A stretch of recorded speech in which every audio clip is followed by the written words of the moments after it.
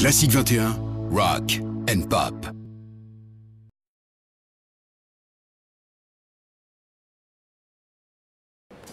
Hi Max.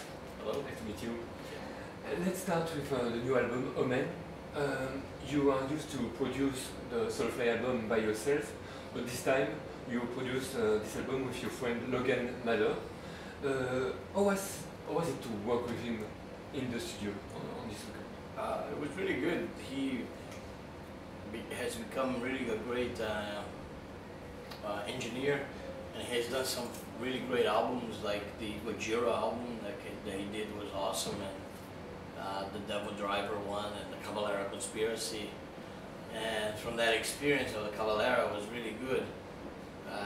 Made the album be done a lot easier.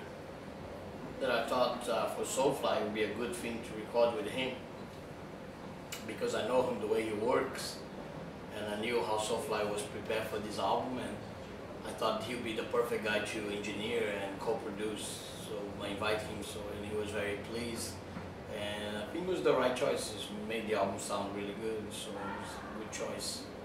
And how was the atmosphere during the recording of this album? It was in the Earth studio in Los Angeles, yes?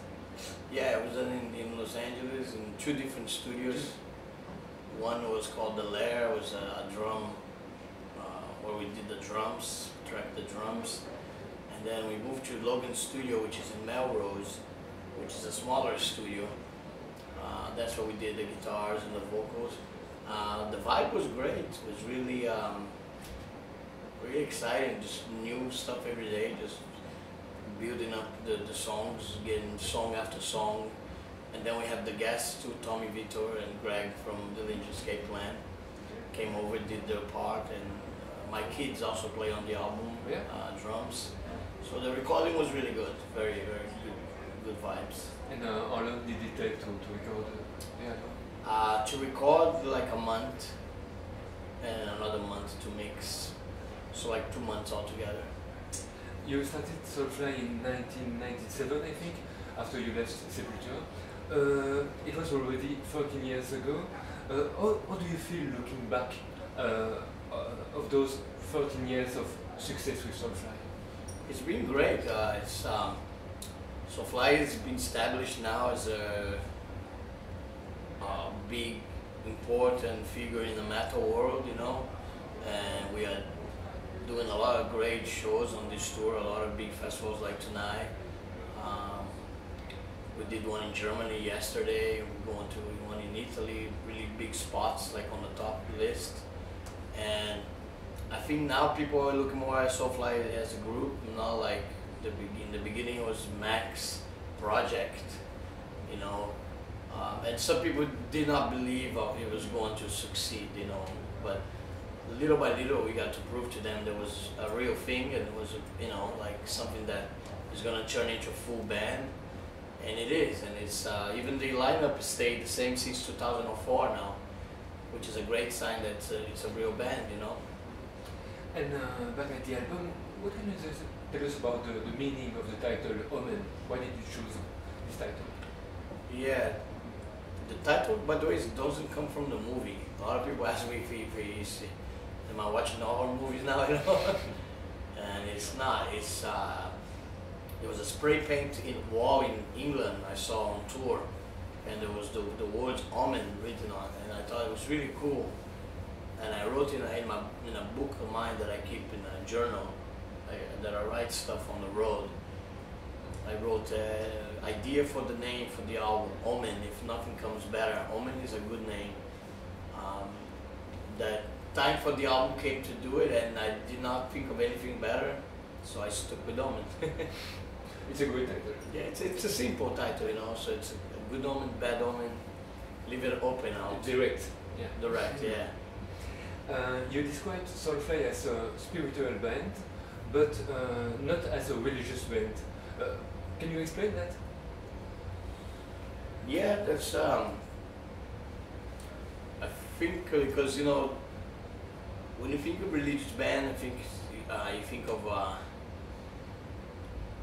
really kind of gospel music, you know, or Striper, you know. We're not like that at all.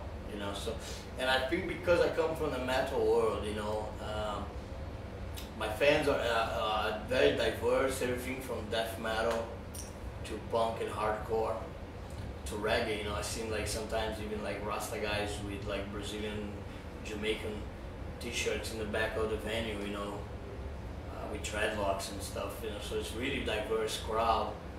So the spirituality that comes with Soulfly, I think it comes in special parts of the music, especially in the song Soulfly, that's a melodic song, which on each album there is one song called Soulfly, and there is where I think is more spiritual, more quiet, melodic, you know, moment of the album. The rest is, you know, brutal. And you did a lot of side projects in your career, except from Soulfly and Sepultura. You did a lot of work with Dave Grohl, Tom Araya from Slayers, musicians from Korn, Biscuit.